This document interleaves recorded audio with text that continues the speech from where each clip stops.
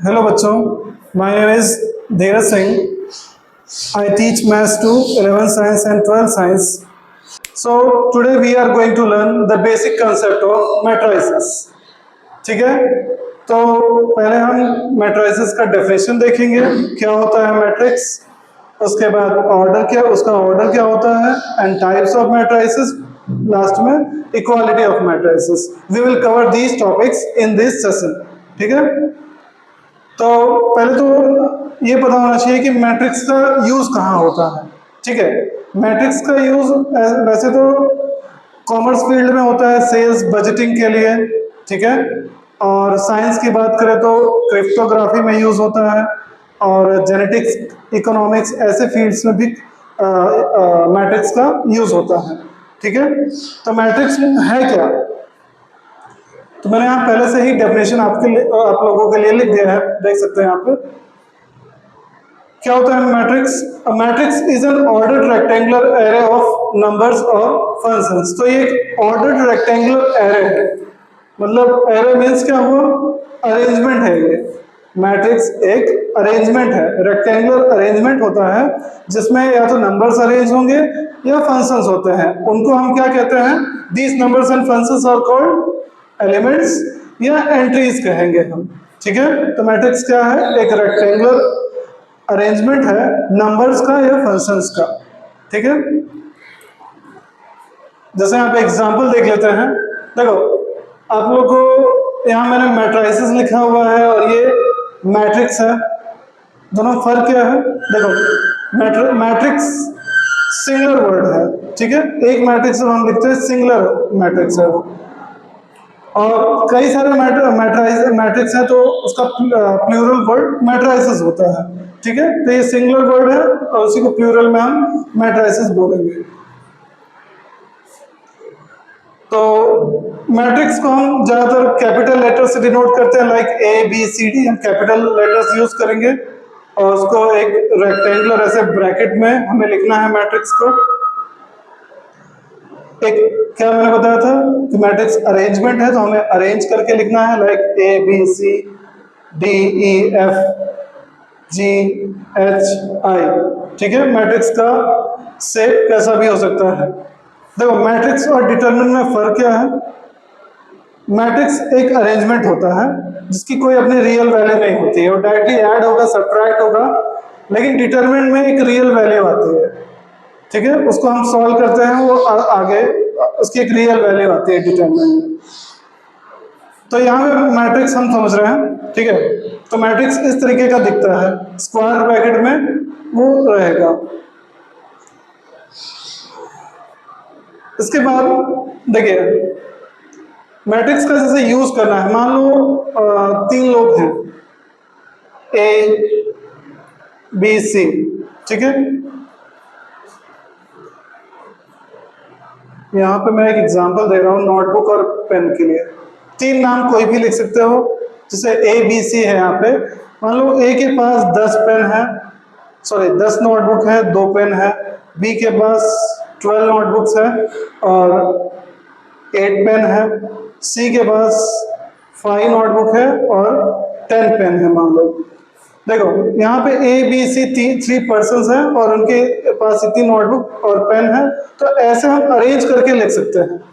यही होता है मैट्रिक्स में, अरेंज करके लिखना होता है. ठीक है, फिर आगे बढ़ते हैं हम. तो इसका डेफिनेशन आप लोग समझ गए होंगे कि मैट्रिक्स में हमें अरेंजमेंट एक होता है, स्क्वायर ब्रैकेट में हमें लिखना होता है. उसके बाद आगे चलते हैं ऑर्डर. ऑर्डर क्या होता है, जैसे कि यहाँ देख सकते हैं, यहाँ रोज और कॉलम आपको दिख रहा होगा, है ना. कितने रोज दिख रहे हैं. रोज किसको बोलते हैं, जो हॉरिजॉन्टल रोज है, ये क्या है, रो हो गया. फर्स्ट रो, रो को हम ऐसे R1 लिख देते हैं, फर्स्ट रो है तो. Second row and third row. वैसे ही कॉलम है, ये first column C1, second column C2, third column C3. ठीक है, first row second row third row हो गया. यहाँ पे first column second column third column. तो यहाँ रोज और कॉलम जब हम बताते हैं कि इस मैट्रिक्स के इतने रो और इतने कॉलम है, तो वही उसका ऑर्डर बन जाता है। ठीक है, जैसे मैं एक मैट्रिक्स बना देता हूं, यहाँ पे देखो 1 2 3 4 5 6 फॉर एग्जाम्पल ये ले लो, एक सिंपल सा मैट्रिक्स है। अब इसमें देखो कितने रोज हैं, 2 रो है, first row second row, column कितने हैं 1 2 and 3, 2 rows are there and 3 columns are there। तो हम कहेंगे इसको 2 क्रॉस 3 हम लिखेंगे। देखो ऑर्डर लिखने का तरीका क्या है, ऑर्डर कैसे लिखा जाता है, पहले रो क्रॉस कॉलम्स। रोज को हम m से डिनोट करेंगे, कॉलम को n से, तो यानी लिख सकते हैं m क्रॉस n। ठीक है, जैसे यहाँ पे देख सकते हो 2 रोज है 3 कॉलम है, तो 2 क्रॉस 3 लिख दिया हमने। वैसे ही ऑर्डर कैसा भी हो सकता है, 3 क्रॉस 2, 2 क्रॉस 5। इसका मतलब क्या होगा 3 क्रॉस 2 का, यानी 3 रो होंगे और 2 कॉलम्स होंगे उस मैट्रिक्स में।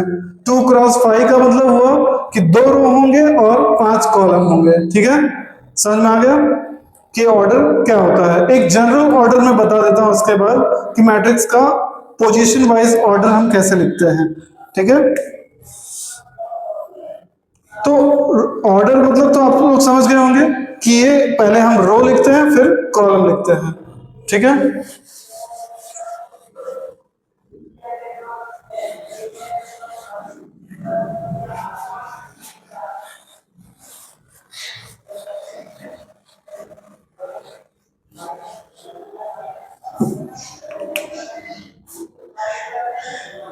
इस डेफिनेशन को पूरा कर देता हूं यहां पे।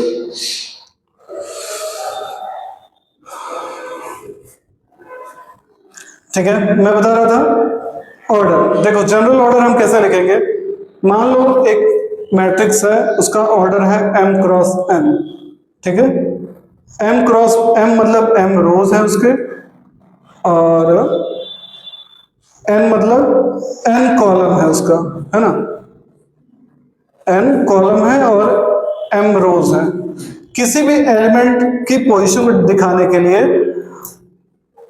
हम ए आई जे यूज करेंगे। देखो कोई भी एलिमेंट है उसकी करस्पॉन्डिंग पोजीशन क्या है, वो किस रो और किस कॉलम का पार्ट है, वो अगर बताना है तो ए आई जे से हम यूज करेंगे। ठीक है, ए आई जे का मतलब क्या हुआ, आई यहां डिनोट कर रहा है आइथ रो,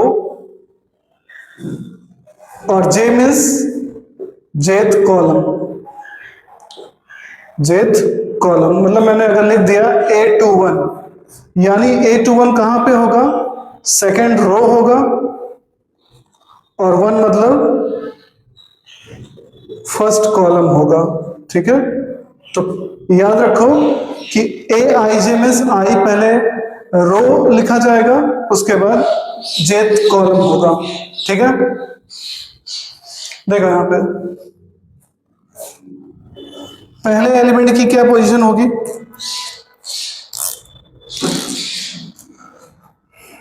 पहला एलिमेंट देखो A11, A12, A13।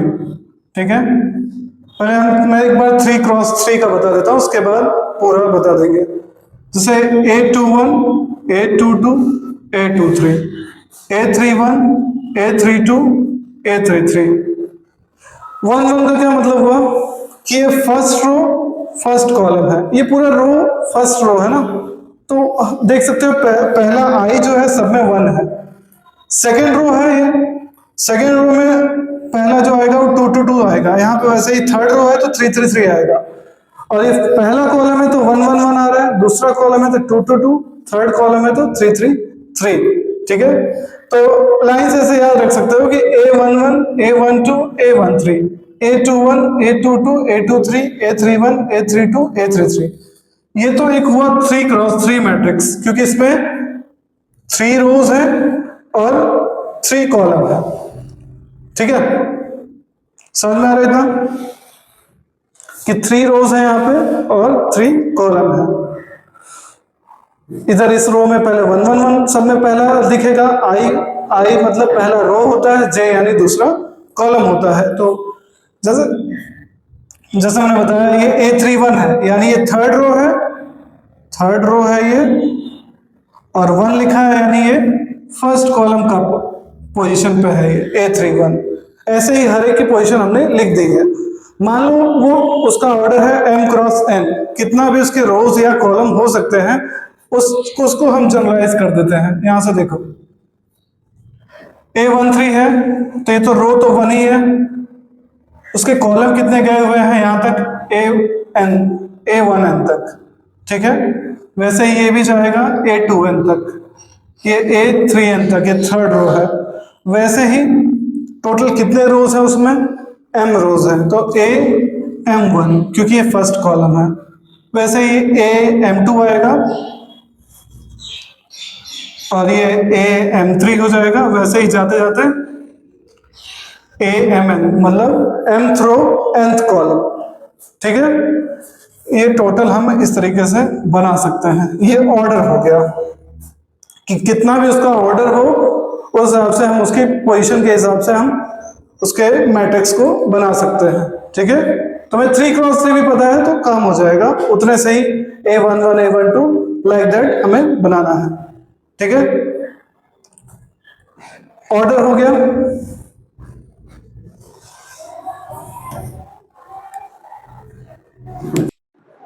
ठीक है, तो जैसे मैंने यहाँ लिखा हुआ है देख सकते हो, ए है मैट्रिक्स, उसके एलिमेंट्स को हम स्मॉल ए से डिनोट कर रहे हैं, ठीक है। ए आई जे यानी उसकी करस्पॉन्डिंग पोजीशन हो जाएगी, और ये स्क्वायर ब्रैकेट है, और उसका ऑर्डर बाहर लिखा होता है एम क्रॉस एन, ठीक है। ए ऐसे हम कोई मैट्रिक्स को हम लिख सकते हैं, जैसे बी के लिए मैं बी स्मॉल बी लिख देता हूँ, उसकी पोजीशन लिख देता हूँ बी आई जे, और ब्रैकेट के बाहर एम क्रॉस एन लिख सकते हैं, उसके ऑर्डर को हम लिख सकते हैं। ए है तो उसका ऑर्डर रहेगा, बी है तो उसका ऑर्डर उसके बाहर लिख देंगे। तो मैंने ऑर्डर समझा दिया था।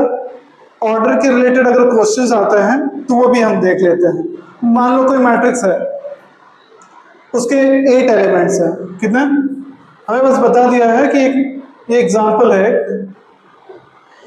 एक मैट्रिक्स है जिसमें 8 एलिमेंट्स हैं,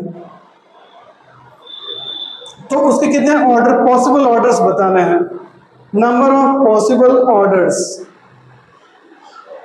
उसके कितने पॉसिबल ऑर्डर्स होंगे।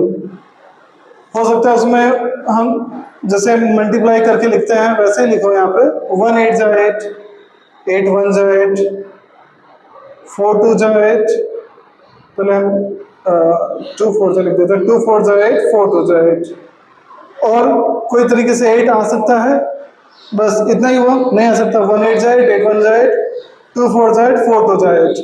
लेकिन यहाँ सबका मीनिंग अलग है, ये 1 क्रॉस 8 और 8 क्रॉस 1 दोनों अलग है। ये मैट्रिक्स है, ठीक है, यहाँ पे हम मल्टीप्लाई नहीं कर रहे हैं। 1 8 जा 8 और 8 1 जा 8 होता है, लेकिन इसका ये मतलब नहीं है। यहाँ पे हम जानते हैं कि m क्रॉस n लिखते हैं, है ना। पहला जो होता है वो रो डिनोट करता है और दूसरा वाला कॉलम। तो 1 क्रॉस 8 का मतलब है 1 रो होंगे, उसमें रो 1 ही होगा, और टोटल 8 एलिमेंट्स होंगे, A B C D D E F G H ऐसे करके होगा, ठीक है। 1 क्रॉस 8, 8 क्रॉस 1 का क्या मतलब है कि कॉलम तो 1 ही है, लेकिन 8 उसमें रोज होंगे, ऐसे 8 तक गए होगा, ठीक है। वैसे ही 2 क्रॉस 4 का मतलब है 2 रोज है 4 कॉलम है, या 4 क्रॉस 2 का मतलब है 4 रोज 2 कॉलम। तो ये पॉसिबल ऑर्डर्स हैं, टोटल 4 पॉसिबल ऑर्डर्स हैं। हम इसको ऑर्डर्ड पेयर के फॉर्म में भी लिख सकते हैं, ऐसे 1 8 8 1 2 4 और 4 2, ठीक है। ये इसके नंबर ऑफ मतलब 4 पॉसिबल ऑर्डर्स दिखाई दे रहे हैं, ठीक है, 4 पॉसिबल ऑर्डर्स। ये तो एक सिंपल था क्वेश्चन, सिंपल सा क्वेश्चन था। उसके बाद और भी ऐसे क्वेश्चन दिए जाते हैं जिसमें एक फंक्शन बना के दिया रहेगा और हमें वो मैट्रिक्स कंस्ट्रक्ट करना होगा, उन्हें बनाना होगा, ठीक है। एक क्वेश्चन मैं देता हूं आप लोगों को।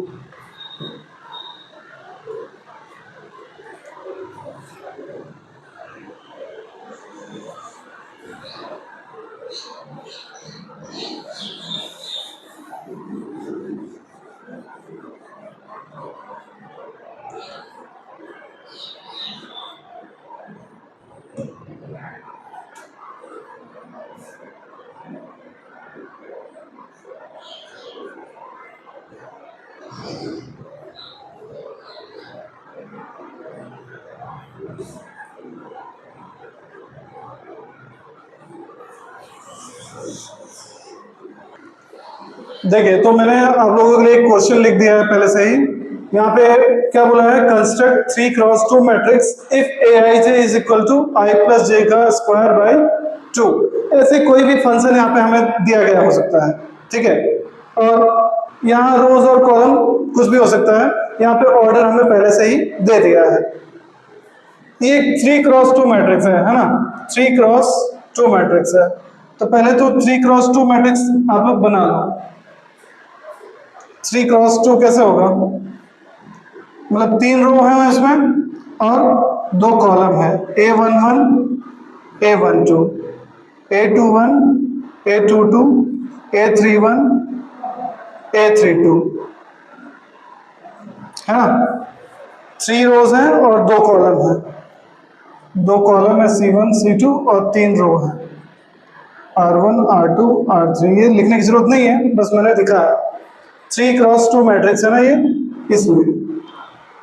अब इसके हर एक एलिमेंट को हमें फाइंड करना होगा इस फंक्शन से, ठीक है। हमें दिया हुआ है aij is equal to i plus j का स्क्वायर बाई 2। जैसे आप देख सकते हो A11 में मुझे पहला एलिमेंट फाइंड करना है, तो A11 तो मीन्स आई भी 1 है, जे भी 1 है। यहाँ आई और जे की जगह 1 1 लिखो,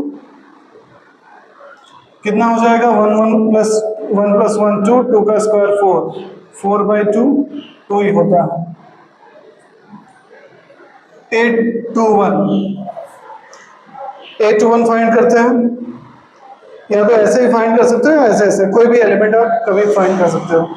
821 है यानी 2 + 1 का स्क्वायर बाई 2, 2 + 1 कितना होता है 3, 3 का स्क्वायर 9, 9 बाई 2, ठीक है। फिर क्या था A31, 3 + 1 का स्क्वायर डिवाइड बाई 2, 3 + 1 4, 4 का स्क्वायर 16, 16 बाई 2 8। वैसे ही यहाँ के भी एलिमेंट्स को फाइंड करो। A12 कितना होगा 1 + 2 मतलब 3 का स्क्वायर 9, 9 बाई 2 आ जाएगा। और 2 और एलिमेंट बचे हुए हैं A22, मैं डायरेक्ट सॉल्व कर देता हूँ। 2 + 2 कितना होगा 4, 4 का स्क्वायर 16, 16 बाई 2 8। वैसे ही A32 कितना होगा 3 + 2 5, 5 का स्क्वायर 25, 25 बाई 2, ठीक है। सारे एलिमेंट्स हमने फाइंड कर लिए। इस तरीके से जो भी हमें फंक्शन दिया हो उसके हिसाब से आई और जे की वैल्यू रखो उसमें और सॉल्व कर लो। सब पोजीशन की वैल्यूज यहाँ पे लिख देनी है हमें। A11, A21, A31 कितना आया है 2, 9 बाई 2 और 8, 2, 9 बाई 2 और यहाँ 8। और A12, A22, A32 कितना है 9 बाई 2, 8, 25 बाई 2, 9 बाई 2, 8, 25 बाई 2। तो एक हमारा 3x2 मैट्रिक्स तैयार हो गया है ना। इस तरीके से कंस्ट्रक्ट करना है मैट्रिक्स को। ऑर्डर हमें बताया गया था, एक फंक्शन दे दिया है और हमें मालूम है ऑर्डर ऐसा है जिसके एलिमेंट्स उस तरीके से हमें लिख देना है। 3x2 था तो 3 रोज 2 कॉलम हमने कर दिया और बाकी एलिमेंट्स को फाइंड कर लिया उसी फंक्शन पे चाहिए और यहाँ पे रख दिया। हो गया ये। अभी हम अगले टॉपिक पे चलते हैं। कॉलम देखो, अभी हम अगला टॉपिक है हमारा टाइप्स ऑफ मैट्रिसेस। मैट्रिक्स कितने टाइप के होते हैं, जैसे यहाँ पे 3 टाइप अभी मैंने लिखे हुए हैं, उसके बाद अगला समझा देंगे। Column matrix, row matrix, square matrix, उसके बाद आता है डायगोनल मैट्रिक्स, स्केलर मैट्रिक्स और आइडेंटिटी मैट्रिक्स, जीरो मैट्रिक्स। ये सब मैट्रिक्स के टाइप्स हैं। मैट्रिक्स का मैंने अभी तक हम क्या क्या पढ़ चुके हैं कि मैट्रिक्स एक रेक्टेंगुलर अरेंजमेंट होता है जिसको ऑर्डर वाइज अरेंज करना होता है। उसमें रोज इनटू कॉलम हम अरेंज करके लिखते हैं, ठीक है। उसपे से हमने एक न्यूमेरिकल भी किया। उसके बाद हम आते हैं अगले टॉपिक पे, टाइप्स ऑफ मैट्रिसेस पे। कितने टाइप के मैट्रिक्स होते हैं, उनके नाम से ही आपको पता लग जाएगा कि वो कौन सा मैट्रिक्स है, ठीक है। तो पहला है कॉलम मैट्रिक्स। कॉलम मैट्रिक्स का क्या मतलब है कि उसमें एक कॉलम होगा, है ना, जैसे 2 4 3 1, यहाँ पे एक कॉलम है ना।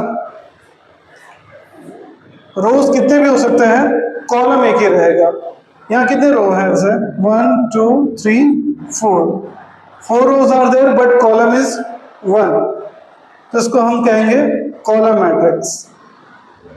Matrix having only one column is called column matrix. तो इसका जनरल ऑर्डर क्या होगा, रोज तो उसमें कितने भी हो सकते हैं लेकिन कॉलम हमेशा एक ही रहेगा, उसका ऑर्डर होगा m क्रॉस n। इस केस में 4 क्रॉस 1 है, सिंपल है ना। उसके बाद आगे चलते हैं रो मैट्रिक्स पे। Row matrix means a matrix having only one row is called row matrix. जैसे कॉलम मैट्रिक्स था, एक ही कॉलम था, यहाँ वैसे ही एक ही रो होगा। हम एक मैट्रिक्स बना देते हैं, 3 √2 0 1, कोई भी एलिमेंट यहाँ लिख दो, 5। देखो इस इधर सिर्फ एक ही रो है लेकिन कॉलम कितना है, 1 2 3 4 5, 1 रो है और 5 कॉलम है, 1 क्रॉस 5 है यहाँ पे।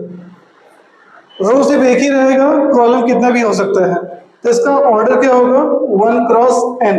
n किसके लिए, कॉलम के, रो के लिए, सॉरी कॉलम के लिए, और m होता है रो के लिए। तो 1 क्रॉस n होगा रो मैट्रिक्स का ऑर्डर। कॉलम मीन्स एक ही कॉलम होगा, रो मीन्स एक ही रो होगा, कॉलम कितने भी हो सकते हैं। समझ में आ गया, ये ऑर्डर वाइज इनके नाम होते हैं, कॉलम और row matrix. Now the third is square matrix. Square matrix से क्या समझ रहे हैं आप लोग, स्क्वायर मैट्रिक्स का क्या मतलब है। स्क्वायर है वो, हमें स्टार्टिंग में मैट्रिक्स का बताया गया था कि मैट्रिक्स क्या होता है, रेक्टेंगुलर अरेंजमेंट है वो, रेक्टेंगल का ही केस स्क्वायर भी है। कब होगा स्क्वायर, जब रोज और कॉलम, नंबर ऑफ रोज यानी m और नंबर ऑफ कॉलम यानी n दोनों इक्वल होंगे तो हम उसको कहेंगे स्क्वायर मैट्रिक्स। रोज और कॉलम अगर इक्वल होते हैं, दोनों का नंबर सेम होता है, तो वो हो जाएगा स्क्वायर मैट्रिक्स। जैसे एक एग्जांपल देख लो, एक जैसे ABCD, यहाँ पे 2 रो हैं 2 कॉलम है, यानी ये 2 क्रॉस 2 मैट्रिक्स है। वैसे ही हम 3 क्रॉस 3 बना सकते हैं, 4 क्रॉस 4 बना सकते हैं। तो उसका मतलब ऑर्डर कैसा रहेगा, n क्रॉस n टाइप का, n क्रॉस n, यानी नंबर ऑफ रोज और कॉलम दोनों सेम रहेंगे, तो 2 cross 2 3 cross 3 4 cross 4 n cross n। अगर कोई मैट्रिक्स ऐसे बोला गया है कि वो ऑर्डर 3 का है, ए मैट्रिक्स ऑर्डर 3 का है, यानी ऑर्डर 3 लिखा है, यानी उसका जो ऑर्डर है वो 3 क्रॉस 3 है। ऑर्डर n लिखा है यानी उसका ऑर्डर n क्रॉस n है, वो एक स्क्वायर मैट्रिक्स है। ठीक है, डिटरमिनेंट जब चैप्टर आएगा तो स्क्वायर मैट्रिक्स का ही हम डिटरमिनेंट फाइंड कर सकते हैं उसमें। रेक्टेंगल का डिटरमिनेंट, रेक्टेंगल मैट्रिक्स का डिटरमिनेंट नहीं होता है, स्क्वायर मैट्रिक्स का ही डिटरमिनेंट हम फाइंड करते हैं। तो मैट्रिक्स और डिटरमिनेंट दोनों एक दूसरे से जुड़े हुए चैप्टर हैं, तो मैट्रिक्स का पता रहेगा तो डिटरमिनेंट भी सॉल्व हो जाएगा, आ जाएगा।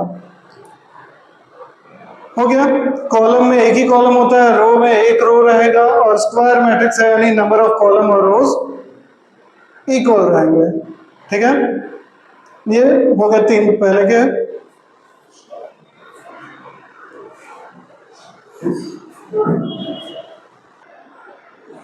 ठीक है, ये पहले 3 हो गए, है ना, क्या थे, कॉलम मैट्रिक्स, रो मैट्रिक्स और स्क्वायर मैट्रिक्स। अभी डायगोनल मैट्रिक्स, स्केलर मैट्रिक्स और आइडेंटिटी मैट्रिक्स। डायगोनल है तो डायगोनल का क्या मतलब हुआ, क्रॉस में होता है वो, है ना। अगर कोई मैट्रिक्स इस टाइप का है, जैसे 5 1 2, उसके डायगोनल्स में सिर्फ एलिमेंट है, बाकी सारे एलिमेंट 0 हैं। ठीक है, इसके इस ये वैसे तो ये भी डायगोनल हुआ, लेकिन हम इसको प्रिंसिपल डायगोनल बोलते हैं। सिर्फ इस साइड ही एलिमेंट, इसमें ही एलिमेंट है, बाकी एलिमेंट जीरो होते हैं उसमें, तो हम उसको कहते हैं डायगोनल मैट्रिक्स। बीच की पोजीशन तुम्हें याद है क्या था? ये A11 है, ये A22 है, ये और ये A33 पोजीशन है ना? तो जो डायगोनल्स की पोजीशन होती है वहां पे I is equal to J होता है। मान लो जैसे ये A मैट्रिक्स है, हम कैसे लिखते हैं? AIJ M cross N। लेकिन इस केस में कंडीशन क्या है? देखो, डायगोनल पे I और J इक्वल होते हैं, तो बाकी जगहों पे जहाँ पे जीरो दिया हुआ है वहां पे I और J अलग होते हैं। जैसे ये A21 है, A12 है, ये A13 है।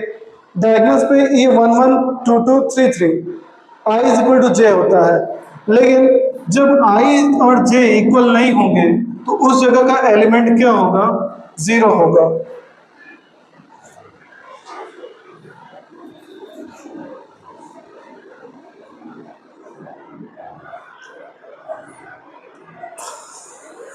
ठीक है,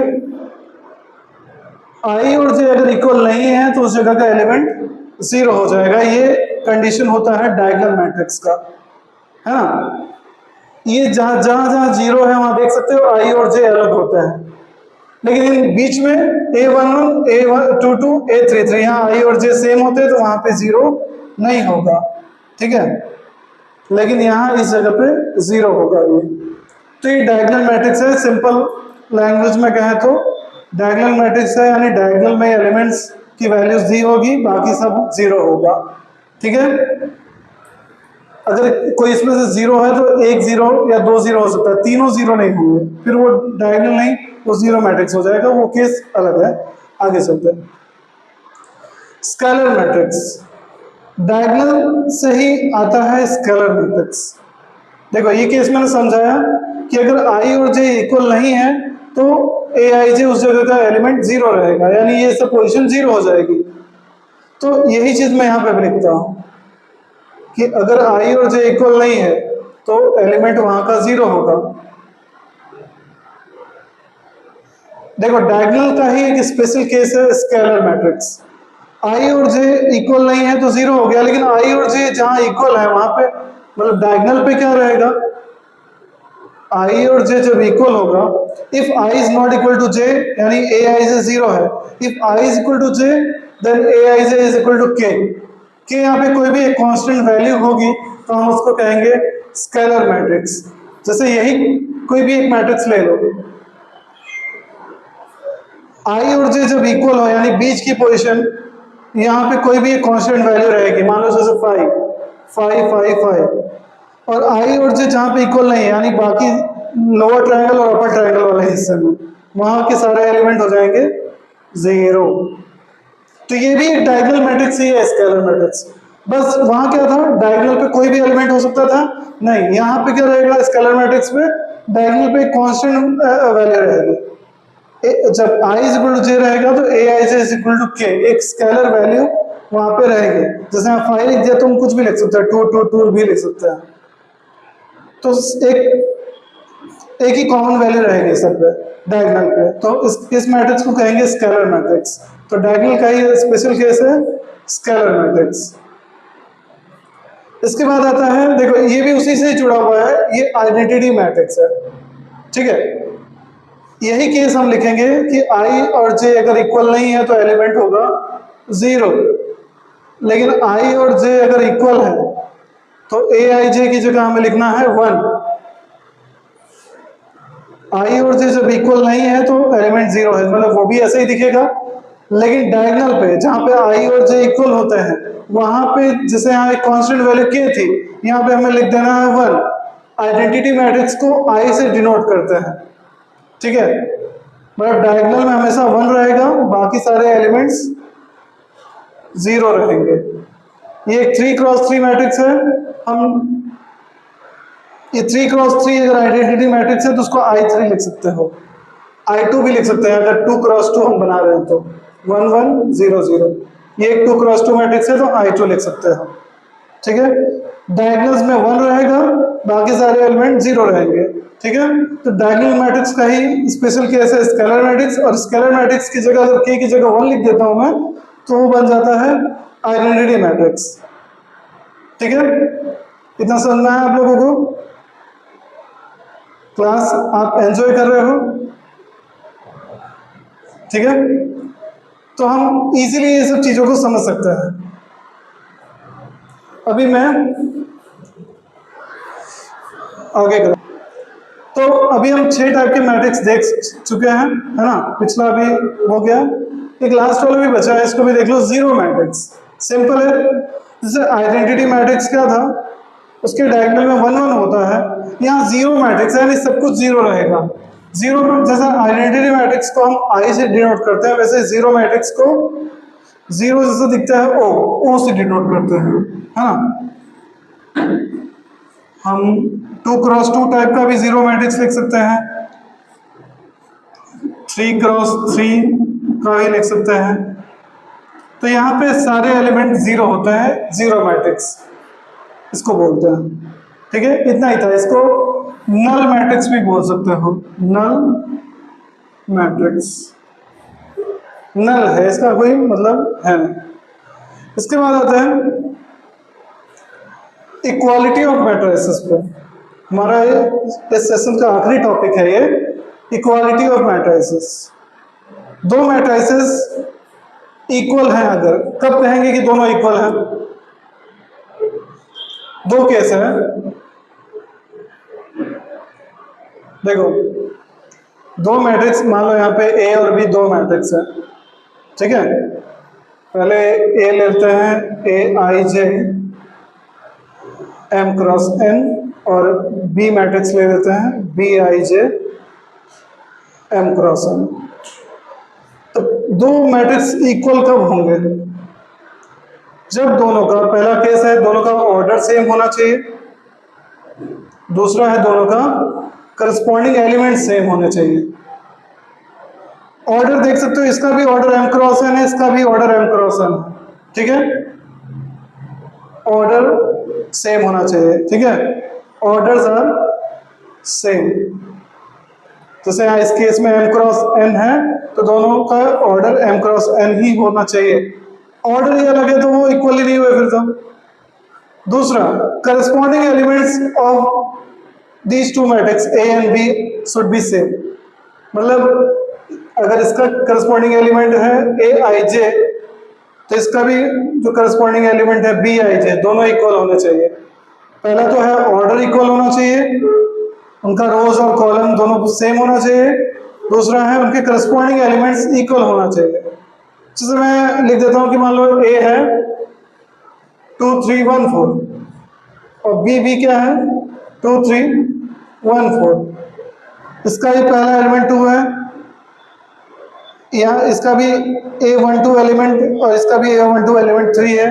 करस्पॉन्डिंग पोजीशंस पे देख सकते हो दोनों एकदम सेम ही है। ठीक है, ऑर्डर वाइज ये भी 2 क्रॉस 2 है, ये भी 2 क्रॉस 2 है, ऑर्डर भी सेम है और करस्पॉन्डिंग एलिमेंट्स भी सेम है। ठीक है, तो वो कहलाएगा, ये दोनों ए और बी क्या कहलाएंगे? Equal matrix. मींस हम लिख सकते हैं A is equal to B. तो तुम्हें इतना सिंपल तो दिया नहीं रहेगा क्वेश्चन में, बोला रहेगा कि these two matrices are equal, तो हमें करस्पॉन्डिंग पोजीशंस को कंपेयर करके इक्वेट करके हमें फाइंड करना रहेगा। एक क्वेश्चन हम सॉल्व कर लेते हैं ताकि तुम्हें समझ में आ जाए। तो इक्वालिटी ऑफ मैट्रिक्स बस इतना ही था कि अगर दो मैट्रिक्स है तो दोनों का ऑर्डर सेम होना चाहिए, दोनों के करस्पॉन्डिंग एलिमेंट सेम होना चाहिए, है ना? जैसे ए और बी है, ये दोनों एकदम इक्वल है, ऑर्डर भी इक्वल है और एलिमेंट्स भी सारे इक्वल है। ठीक है,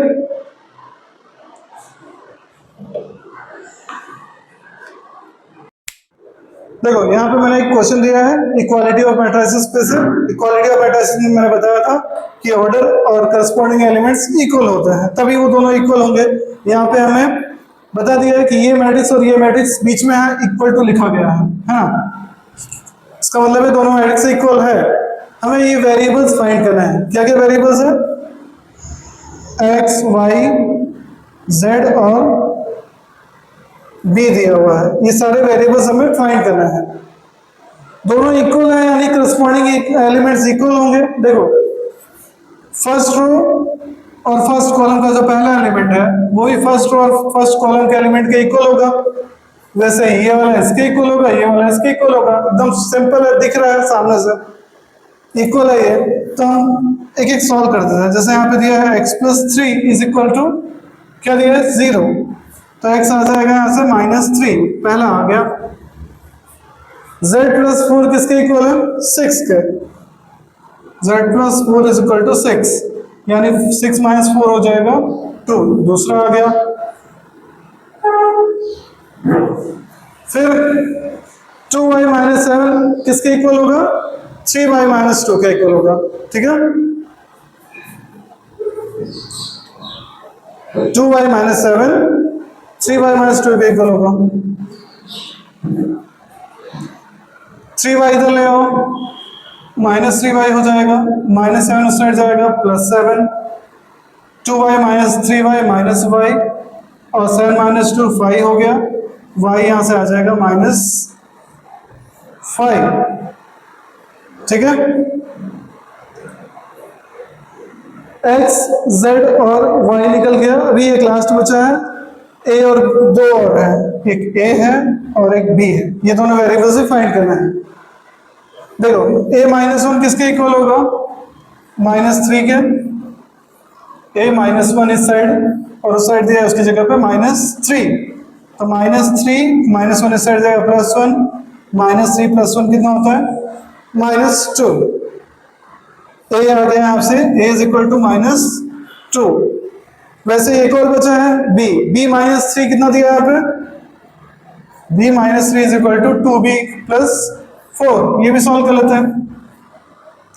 b-3 is equal to 2b + 4।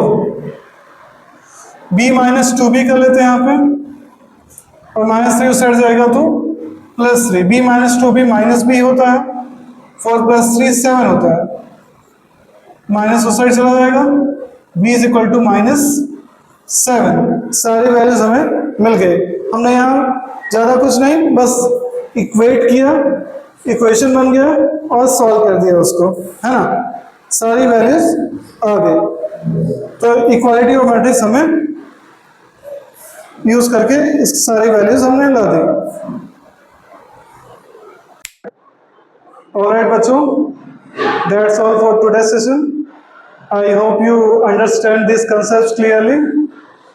So we will continue with more interesting topics in the next class. Thank you for today. Thank you everyone. Have a great day.